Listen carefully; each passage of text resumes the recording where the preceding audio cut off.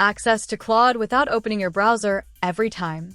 In this tutorial, I'll show you how to install the official Claude desktop app on your Mac, so you can launch it like any other application and start chatting in just a few clicks.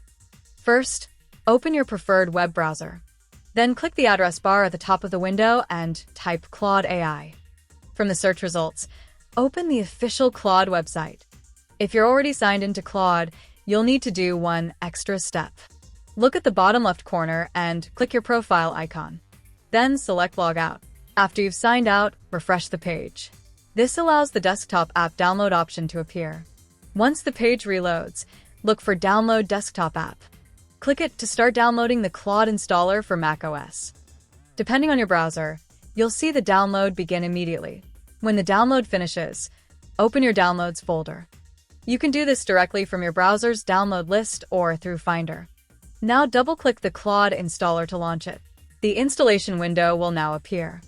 Simply click Get Started. Then click Continue and follow the on-screen instructions. macOS may ask for your permission during installation. If it does, simply allow the installation to continue. Once the installation is complete, the Claude app will open automatically. You can now sign in using your Google account or your email address.